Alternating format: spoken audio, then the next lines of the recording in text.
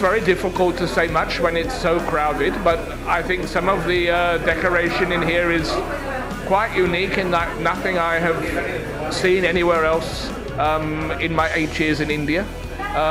I think the decor will really excite fans of this story, this film, particularly young minds.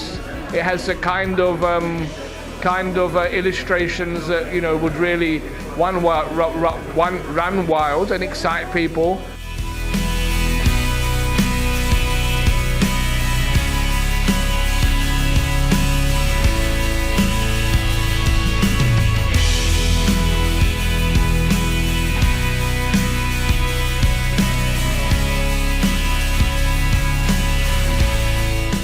ভূতের রাজা দিলবর তো শুধুমাত্র খাবার জায়গা না, এখানে যেরকম বাঙালি হেসেলের রান্না যেরকম হয় সেরকম এই যে এখানে এসে যেভাবে পুরোটা এখানে সাজানো হয়েছে, তার সঙ্গে আমাদের ভীষণ প্রিয় গোপী গাইন বাঘাবাইন, ভূতের রাজা বা হীরক রাজা, তাদের রেফারেন্সগুলোও আছে।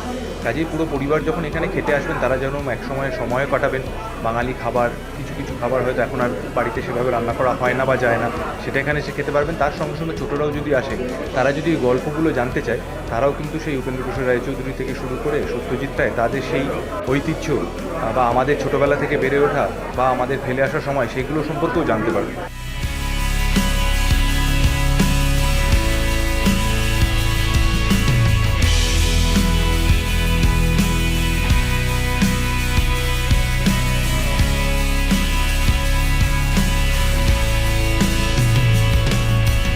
বাংলা খাবার আমার ব্যক্তিগতভাবে খুব ভালো লাগে এবং আমি মনে করি এদের হাত ধরে বাংলা খাবার দিকে দিকে ছড়িয়ে পড়ুক।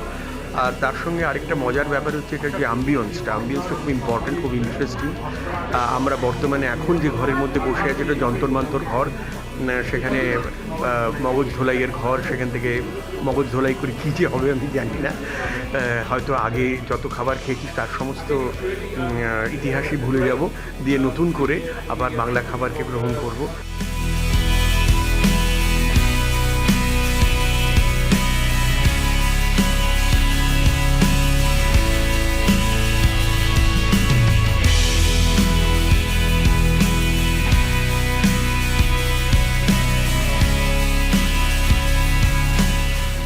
ভূতের রাজা দিলবরের এই যে আম্বিয়ন্স, সত্যিকারেই মনে হচ্ছে একটা সেটে ঢুকে গেছি। আর আমরা যে ঘরটার মধ্যে আছি সেটা হচ্ছে যন্তর মন্তর ঘর। এই ঘরে বসে ভূতের রাজাকে আমরা যা চাইবো তাই যেন পাই, এটাই আশা করব। এবং বাংলা খাবারকে যেভাবে ভূতের রাজা এদিক থেকে ওদিক বিভিন্ন রাজ্যে, আমাদের শহরতলিতে সব জায়গায় ছড়িয়ে দিচ্ছে, তাই তাদের অনেক অনেক অভিনন্দন।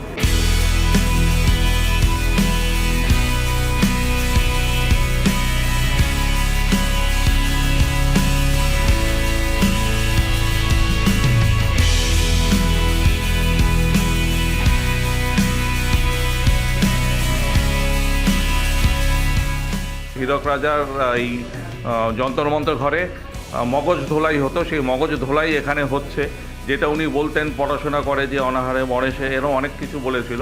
তো সেইগুলো আমরা এই যন্তর মন্তর ঘরে আমরা শুধরিয়ে বলবো পড়াশোনা করে যে ভবিষ্যৎ তার অন্ধকার দিকে আলোর দিকে যায় সে। তো এই জিনিসগুলো এখানে থাকবে। এই নামে অনেকগুলো থালিও হয়েছে, মগজ ধোলাই থালি, যেই থালি খেলে যারা ইয়াং জেনারেশন তারা সৎ পথে এবং সোজা পথে যাবে।